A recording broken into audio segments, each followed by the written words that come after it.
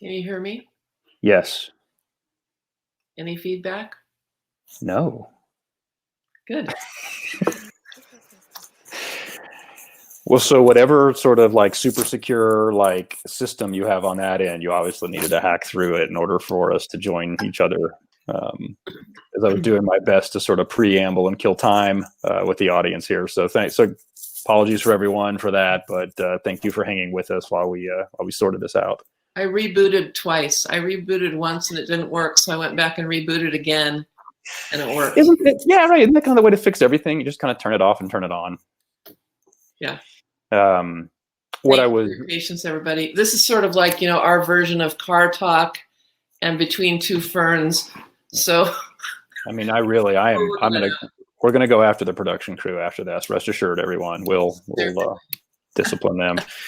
So, as I was, trying to fill some space leading up to this, I had made the statement that not much has changed since last week. The first one of these we did, the broader sort of environment related to the public health challenge and the economy. I have picked up in the last week or so, or at least maybe it's me, the fatigue that is setting in around this desire to reopen. A lot of communities talking about reopening plans and different thresholds, so at least there's a little more of a posture to do that. I don't have, particular insight into what happens or how it happens. I will say this, and Julie and I talked about this on the phone yesterday, which was my wife and I went out for groceries on Sunday and did a pickup at the grocery store, and a lot of people out and about. All right, a lot of businesses open, right, modified a little bit, trying to distance and have different policies and procedures in place. But was a little surprised, especially around Bend, Oregon, which is where we're based. There were a lot of people out moving around.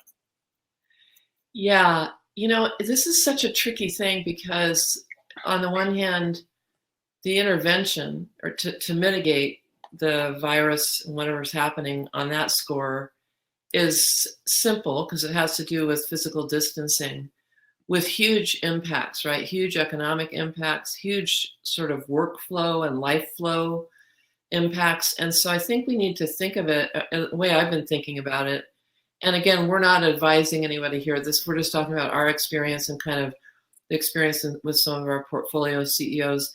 You have to kind of think there's another layer of activity going on that's not usually going on.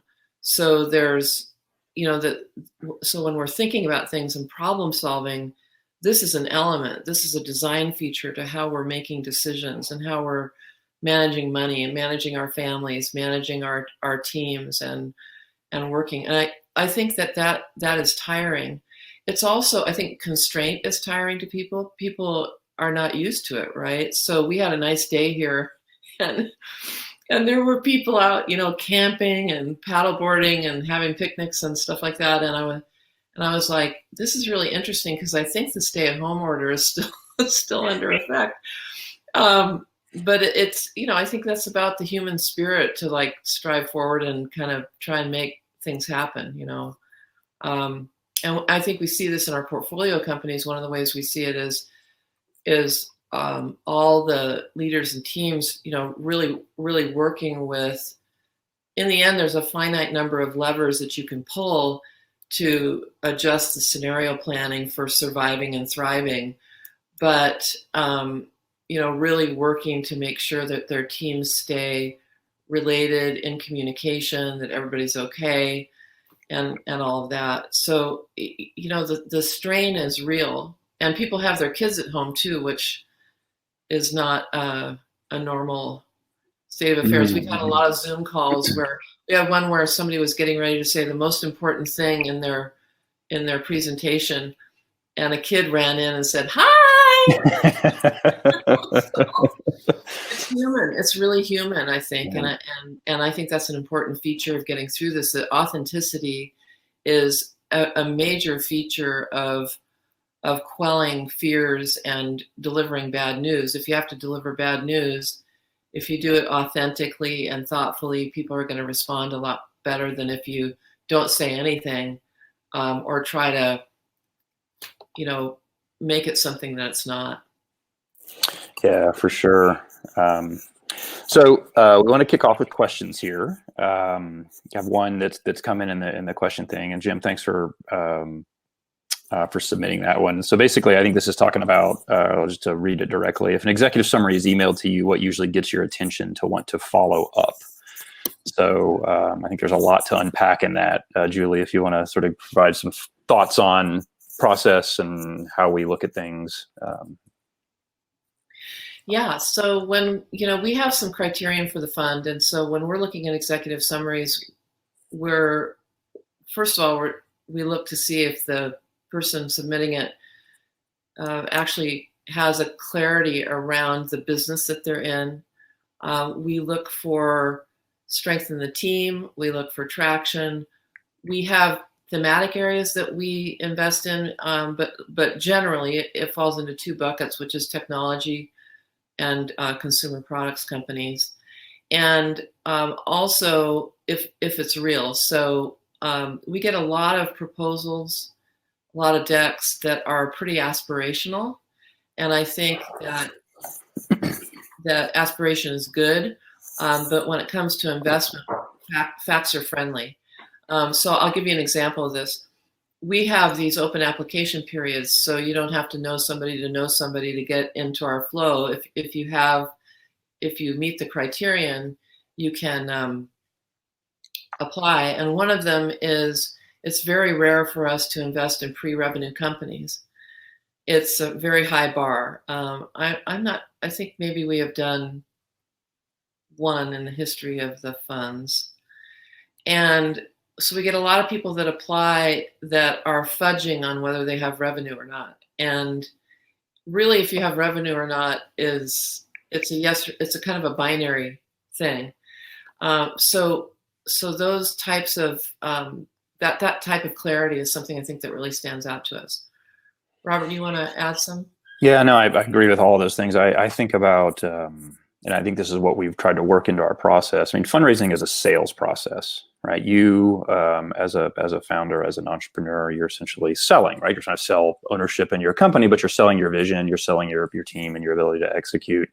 And anything in the sales process that creates friction is inefficient for you, right? And it's going to make it harder for you. And if you think about that, and this does go back to kind of like process and currency, like we try to be very upfront with what our qualification criteria are, right? It's on our website, it's on the Gus profile. We are constrained, we focus on region, and then we focus on industry, and then we focus on stage. So those are sort of self-qualification measures, so you don't waste your time with an investor that's not right for you. And then beyond that is what helps us sort of quickly determine if we're interested or not, or how can we lean in or not. And I think the 10-ish slide pitch deck, like that's your currency in this thing, right? And you should have one that you're going to constantly tinker on it. You'll probably change it every day, but that's what you send, right? That's your collateral. And don't password protect it. Don't get clever with DocSend and make me log in. I mean, there's all these things that create friction in a process that I just think it makes it hard for you, right? So it's all about knowing how your buyer buys. And this is me being old school, where I used to do this on the operating side, right? Which is to optimize the pipeline. It's not how I want to sell. It's how you buy. And this is how investors buy. What they do is they have a set of criteria. Hopefully, they've been clear on their process. Hopefully. And then to get in process with them, they're going to begin to look at you through kind of their grid, which is, does this fit my criteria? Can I check the boxes and all these things to the point that I actually want to engage? So think of it like that, right? I think that the sales process mindset, at least that's one I think is useful to think about. I think it's useful because in the end, as a company, you're offering an opportunity to the investor who has the money, which is the sales process. And some examples of how some challenges we've had with that. One time we were working on an investment, and we were really leaning in on it, and the person was out raising money to make sure that they could reach their minimum close amount, and we didn't hear from them for a couple weeks. So we were ready to think, well, it's not working. We don't know, So in the absence of information, we sort of move on to other opportunities, right? And then we kind of at the 11th hour got some communication from the person, and we're able to say, hey, we really need to hear from you more regularly with status updates, because while we wish we had all the money in the world to invest in every great opportunity that comes our way, it's a very competitive process in the end. We see a couple hundred companies a year. We have a funnel that we work through, and it's a very small percentage of companies that get funded, not because we don't want to fund more, but because we're basically limited by the amount of money that we've raised to invest. And so I think erring on the side of more communication, clear communication, progress updates. And we had another one just in juxtaposition to the one I mentioned, where we were getting ready to do an investment, and we were concerned that the company didn't necessarily have the right amount of cash to make it through the next 6 to 12 months. And so we said, you may want to consider raising some additional funds. And the person went out in the middle of the pandemic and raised a few $100,000 and was giving us basically updates every few days. And that was super critical to us, because in a time of heightened uncertainty, I think there's always uncertainty, but we all recognize that there's a lot of uncertainty right now. In a time of heightened uncertainty, to know that that CEO is going to keep us posted is really helpful. And the sales process tells us a lot about how the relationship with the founder and with the team and company will go in the end. And so, and it's just funny because, you also, every investor has personal quirks. Like Robert and I don't particularly like Calendly. We don't really like Calendly links. Calendly. We like, because it seems like, could you just offer us a few times and then let us respond? There's things like that being in tune with, and that's, those are just idiosyncrasies, and we can get over ourselves. But I think it's a really important indicator from that first contact all the way through the process.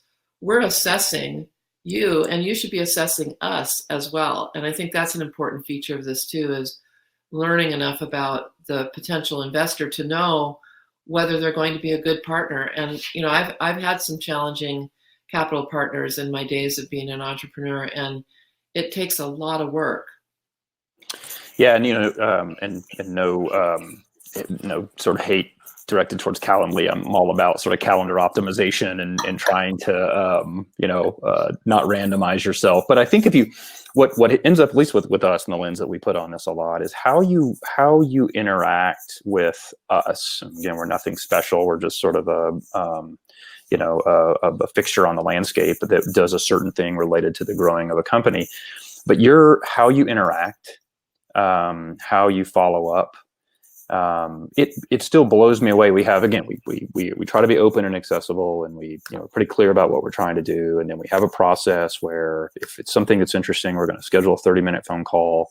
I'm still blown away by people that don't show up to those. And it happens enough for it to not be, stuff happens and stuff comes up, and and if you miss a call or you're late or whatever, then you can reschedule. Like, we're not like you get a one shot and you're done here, but like simply not showing up. This is whatever the thing about life is. A lot of it, whatever percent of it's just about showing up.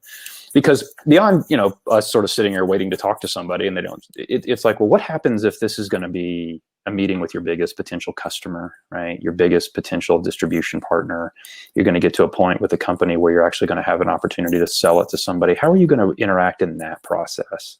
And there's a lot of tells that happen in this, right, that we're reading into in terms of your follow-up, in terms of showing up or not, which I think is an important part of this thing as well. So again, that's kind of embedded, I guess, a little bit, within the question of sending us to summary and doing whatever. I think that those are certain important pieces, but because we're sort of making a hiring decision, essentially, as are you as the entrepreneur, we're going to work together for a long time. There's a lot about the personal interactions and how we sort of look at those over the life cycle of the relationship that begin to get indexed on, pretty early on. Are there any add-ons to that question? I do have one for you, Julie, which actually builds on that, because I get to ask questions too, right? Yeah, sure. And I'm going to ask you questions too. This is called Stump the Managing Director. Yeah, right. So back to the kind of the hiring piece of this, right, or the partnering or whatever. Just curious for your thoughts on like what do you look for in character traits or values or whatever it may be. If you were looking to in your past, you've hired people or you come together and start working with somebody awesome like me. What is it you overlooked about me? Not that it has to be about me. But like, what do you, again, this is back to like hiring is a really difficult part of growing a company, right? And so just staffing up is an important piece of this, but also think about raising money and partnering with investors. You as the entrepreneur making a hiring decision, you've clearly done a lot of that in your life. So just kind of curious, like what's your sort of model, or do you have a framework, or use a Ouija board, or is it? All tools. So for me, and let's talk about it in terms of assessing founders and CEOs in the first part. And I think that if you think about this as an investor, for me, assessing people in the founder CEO role is coming not at the beginning of my career, but I'm far into my career, and so it's like I have a BS meter for whether somebody's shining me on or not. So the positive way of saying that is I look for authenticity, really. And there was a point where we had an annual meeting, and there was a pretty good number of our CEOs came, and they were all standing together. And I was looking at them, and I'm like, what is it that they all have in common? And I think, and I read this somewhere, I don't think I made it up, but I read somewhere that you can kind of break people down or break leadership down into people that really want to win and people that want to succeed. And people that want to win, it's like they want to be king or queen of the world at all costs. And I think that there are places and times for that person, but at the stage that we invest and with the values that we have in our firm, what we're really looking for is entrepreneurs that want to be successful at all levels. So they want the company to be successful financially. They want to be successful financially. They want to be successful personally. They want their community to be successful. They want their team members to be successful. They want their clients to be successful. And just using that very binary kind of sorting, it can be easy to make an initial assessment. And then from there, I really look at does the CEO founder have a grasp of the fundamentals in the business? Like, do they know where they stand on cash? Is their pro forma reasonable? Have they engaged advisors that aren't just passive helpers who put their name stamp on it, but are really there? Is the founder coachable? Does the founder listen? I had a meeting when we were meeting in person, back in the old days when we were meeting in person, and I had a meeting with a woman, and she didn't listen. It just didn't have the capacity to take any information in. And I think that that's an important feature. I think we also look for a certain combination of humility and tenacity, because humility is more enduring than fluff. It says more about who you are. And I think especially now, we just recently made an investment, and someone asked us, why would you make an investment right now in the middle of a pandemic? And part of it is the grit of the team. So, those are the things I've looked for over the years. I've never been a person that's hired people on the basis of their degrees.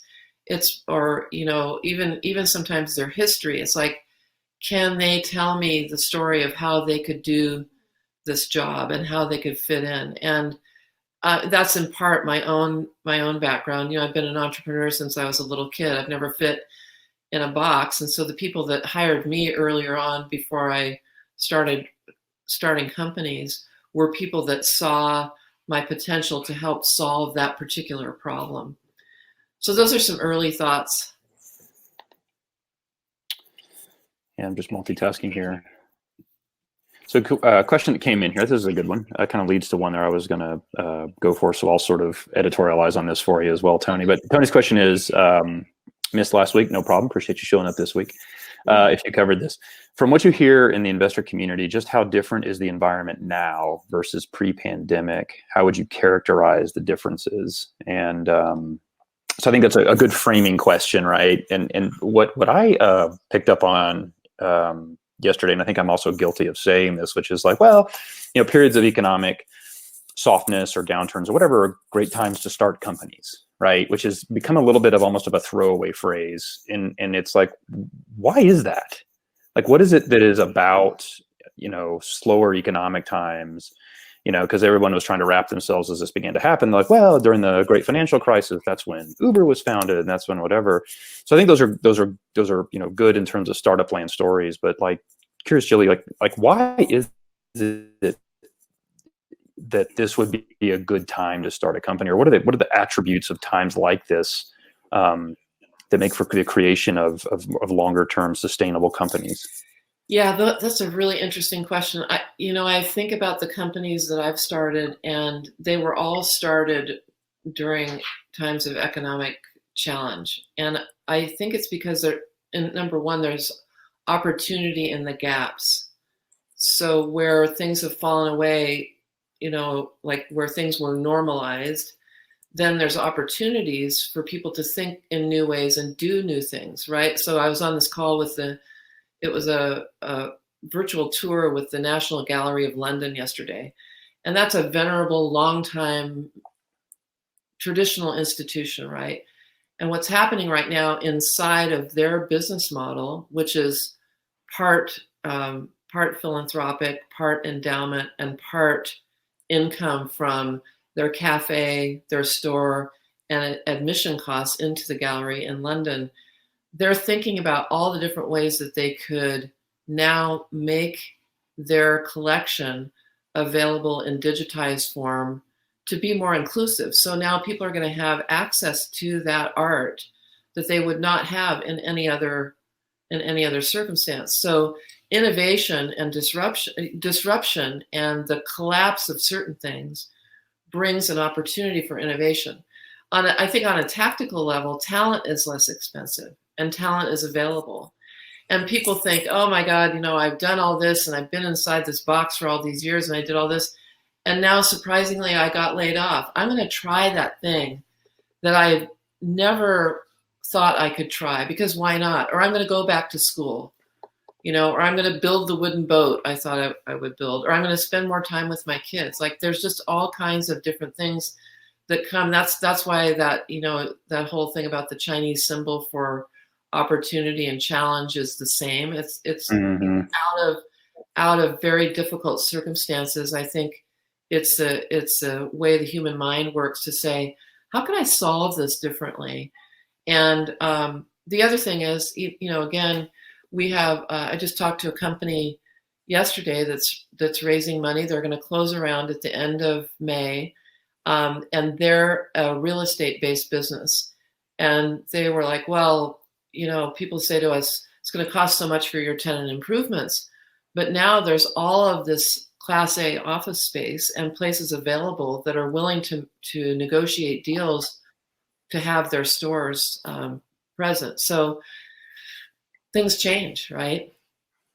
Yeah, I really like the point on talent and availability. Because look, really awesome, great people are generally busy working on other things. That's right. And when if you find yourself unfortunately getting laid off for reasons that are not under your control whatsoever, and you're a high performer, I mean, you're available, and there are a lot of opportunities that can come your way just by being available, especially if you excel in a certain area or have a certain skill set. So I think that's important. The other thing that struck me is I have a lot of Robertisms as I have tried to boil things down over the years, right? When I was running companies and trying to get people to understand cost containment, right, or just budget and don't overspend and whatever, I got to this point of frugal but no hardship.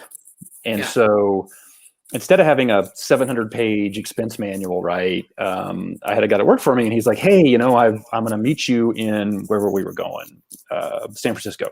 He's like, but I got a really good deal on an airline ticket. We were going from the East Coast. He was like doing 3 connections to save $150. something like this, right? And I'm like, dude, don't do that. Because the variability that increases, right? Because you may miss your flight, the wear and tear on you as a human being. And I was trying to grasp, like, how do I explain to him that, yes, you need to buy the cheapest airline tickets you can buy because we're cheap and we're a startup and we don't have any money, but also don't create hardship on this, right? Have the grossest office space you possibly can have, but have the absolute highest performing computers and monitors, right? The things that matter that are going to move the needle, like whether or not you have a barista in your break room, like that's a feature that all of a sudden you're competing on things that aren't really about the work and the opportunity, right? It's more about the amenities. And I think that we saw this, surviving the .com era, and there was a lot of amenities, right? And there was a shortage of certain types of talent, and there were companies were doing all sorts of crazy things. And then you kind of get back to a basics, which is, core businesses are about finding a problem, solving that problem, right? Extracting the value in terms of what you charge somebody, for the value they're receiving from doing that. So I think a lot of those back to basic things come in there. So that was kind of, as I was trying to index on this, why is it a good time to start a business, right? When everything's crazy and no one knows what's going to go on. I think there's just some of those core operating tenets which come back. But Julie, you said as well, we have closed some investments during this time, the great remote work time. We as a team have been, although we physically get together quite often, we work distributed, so our processes are already sort of geared for this type of thing. And we're making investments. We are continuing to sort of incorporate the macro environment into those as you have to, or as the best that you can kind of know about this. But there's just this really awesome, I think I talked about this last week, right? This acceleration of digital transformation that's happening out of necessity, which is creating really cool opportunities. So that's kind of, I think we're still very bullish on it, even though the macro environment certainly has changed, and a lot of people displaced, a lot of hardship going on. Don't want to understate that. That whole thing about digital transformation has been really interesting to me to see in the consumer products space, right? Where all of a sudden people are just doing a lot more online that they haven't done before. And you can't go into a store to try stuff on or whatever, right? So, or maybe you don't want to for personal health reasons. So that's been an interesting kind of accelerant. And when somebody asks, are you doing anything different, or in the broader sense, are things different? I have read some articles where VCs are getting a little bit more aggressive with terms. In our experience, the valuations were starting to run a little bit hot, and that has all kind of simmered down a little bit. And I think the other thing is, and you talk about Robertisms, I've got some Juliisms too, that, when there's a lot of money around, people think they're smarter than they are. And when it kind of comes down to where a dollar is a more significant thing in times of constraint, I think people that have that combination of humility and tenacity end up being quite strategic about how they are managing their cash. And managing cash is a critical thing in a time like this. Yeah. So a question came in. This is a good one. Do you all see any risk in founders finding seed funding now and not being able to find further rounds in the future due to COVID? Is this something to be concerned about?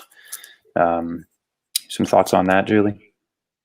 Yeah, so that is definitely a risk. And I think like a lot of things, here's another Juliism, we'll know more later.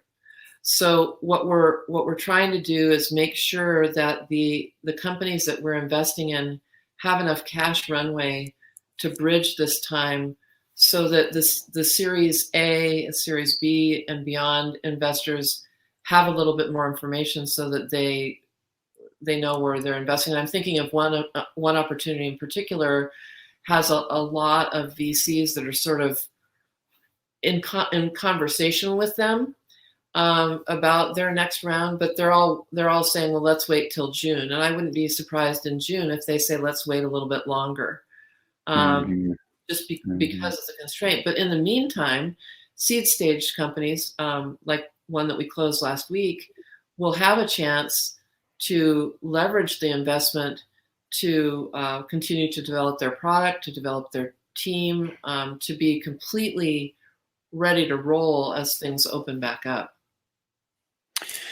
Yeah, good thoughts there. And what occurred to me in reading that question, kind of also back to kind of the time we're in, I think this applies broadly, right? Is if your whole plan for your startup relies upon, absolute certainty that you're going to raise the next round.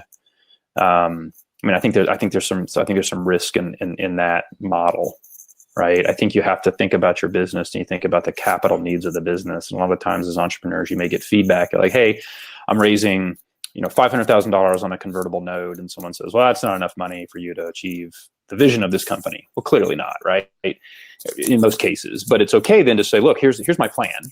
And I'm going to raise this amount of money and it's going to get me to this milestone, right? And maybe that's some type of default alive, right? Or some sort of cash flow neutrality in one scenario, or it gets to release the product or the first 5 customers, whatever it may be, and then I'm going to raise an additional amount of money right after that milestone. And I think from an entrepreneur standpoint, that's an important plan discipline to go through, because each of those is a step function in the value of your company. Which means when you raise money, you're selling less of your company because you're being able to sell it for more, right? So I think that's an important thing as well. But to Julie's point as well, I think that in this time, burn rate and cash flow and runway, always in style, are a little more in style. We've always looked at these, and if you think about any startup has a brick wall, right, which is the cash out date. So you're the founder of the company, you're the CEO, you have 3 responsibilities, right?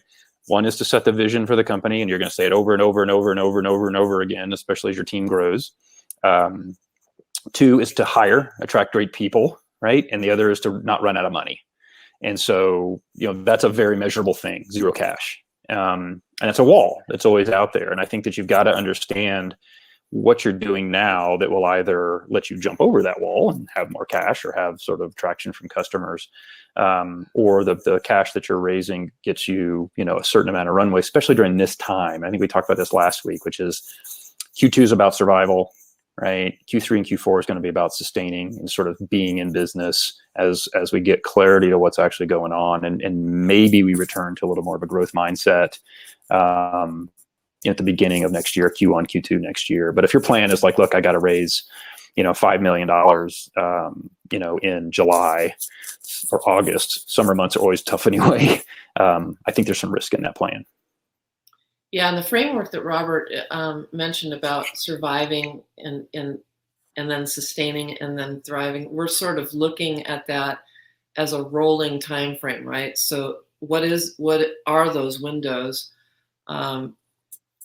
Because right now there's a big push to open things back up, and the results of that are unknown. I mean, economically, it will help, and then the question is there a bump up in the numbers, and then do we have to pull back as a state and as a country?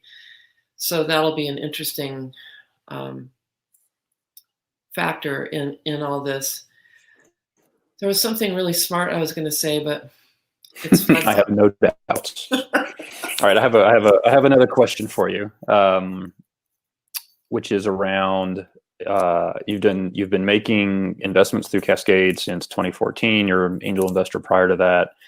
Kind of curious, your most memorable investment that you made, good or bad, and you can anonymize to protect the whoever was involved. But like, what's been over that arc, and you've done a lot of investments and you've deployed a lot of capital.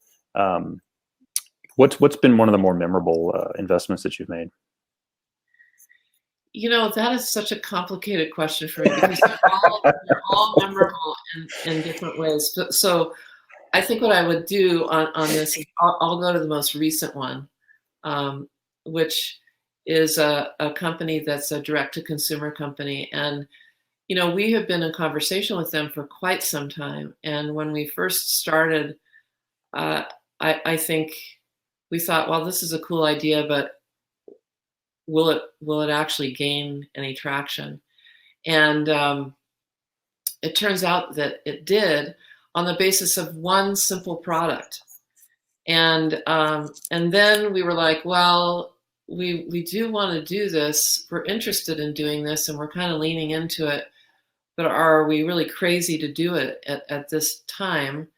And so we set up a number of gates that we wanted to walk through with the CEO founder, and watching her actually tick through those in terms of the due diligence, in terms of some corporate questions that we had, some agreements that needed to be renegotiated, some funds that needed to be raised to meet a minimum threshold, was for me personally, like, really inspiring to see a founder just double down and make that happen.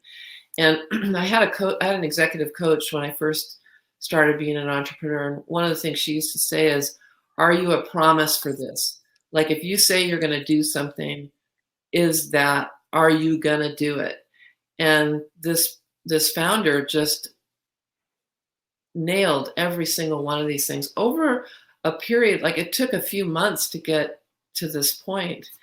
And for me personally, it's memorable to see somebody who has a vision, who is very smart, but is faced with numerous challenges, go through and one by one tick off all the tactical pieces of it in order to create, to build a successful round, and then launch the product and have that be a success. So it's a cool part of being an investor, to see those highs and lows and to help solve the problems. Because in the end, like you said, there's really only a few things that a founder needs to do and do well, but there's a lot to each one of those. Like, how do you sustain a vision when you think you're going to run out of money?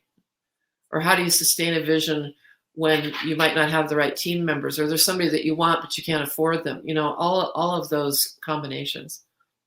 Yeah. I'm with you. And again, we get this privilege of working with really amazing people and great entrepreneurs, but those that really stand out are so methodical, right? Because even when you've got chaos and you've got unknowns, and even if it doesn't come out the way you thought it was going to, or you wanted it to, you at least were sort of methodical as you work through that. And I just think that it's this whole notion of thriving in ambiguity, right? I mean, you've got an idea, or you've got an opportunity you're chasing, and there's all of this that is unknown around that, and you can become overwhelmed with that. And I think just this methodical nature, and this is again back to tells, if you will, right? In terms of the investment process, do what you say, and do it when you say you're going to do it. And if you can't achieve it, let us know, and why. I think those are, super important things. So an interesting question came in. It's a little bit of a tangential, but I think worth talking about a little bit, is how do you feel about compensation levels for founders? And I'll kick this off with an anecdote. And I think we were in the same meeting around this one, which was, company comes in, they're pitching, and they're presenting their financials, and they're profitable, and and great. And then someone asks, well, are you paying yourselves? And the answer was no. Well, so in that case, that really brought into question the viability of the business, because 70+% of the burn rate on a business is wages, right, and salary. Plus or minus, right, depending on where you are. So that's a core component, right? And I think that as a company, you can start and you don't have any money, right? You can't pay yourself, but eventually compensation levels need to be put in place, because that hardens the business. Like, people need to get paid because salaries are part of the business model. And as the company grows, it's going to be important to put that strain on the business. As the founder, when is it time to start paying yourself? I mean, again, I go back to kind of, the whole sort of frugal but no hardship thing. Go raise a bunch of money, and then, if you burn through it all by paying yourself within 2 months, then you really haven't done yourself any service. I think that what you don't want to do is you don't want to have your compensation be a distraction. Like, wow. I mean, I was on a call with another fund in the last week or so, which is, we like this, but man, they're really paying themselves well. As a founder, as the entrepreneur, as a founding team, a lot of your value is in the business and the ownership that you have. And so if you want to maximize your salary, which is totally fine, right, then there are ways to go do that and take your skills and take your abilities and go work for a company that's going to pay you a tremendous amount of money, versus building something of value. So anyway, that's my preamble, Julie. I'm sure you've got some thoughts on that as well. Such great points. And let me tell you a few stories just on this. So we had a founder that was not paying themselves, but then was basically loaning it to the company. So when they came in, everything looked fine, but then we found out that there was a several $100,000 loan essentially to this founder, because he was saying for every month he worked, that was what he was loaning the company. And that's a huge deficit to come into a raise with. Likewise, early on, we had a company come in, and there were 3 founders, and they were paying themselves each 6 figures. And when we questioned them about it, they said, well, that's half of what we were making in our other jobs. And which, makes sense in a scale of reality, but in the scale of their startup and the revenue that they had and their projections and how much cash they had, it didn't make sense to pay 3 people over $150,000 to run the company. Yeah. So it's that reality kind of fair, trying to find an amount that's fair, that's sustainable. And that also, you mentioned the question, it doesn't become a distraction and also doesn't become an undue stress. So if somebody's not taking salary and there's stress at home, or they have to take on another job like drive an Uber, which I've seen happen, or something like that, that may be something that, okay, in the short term, maybe not though.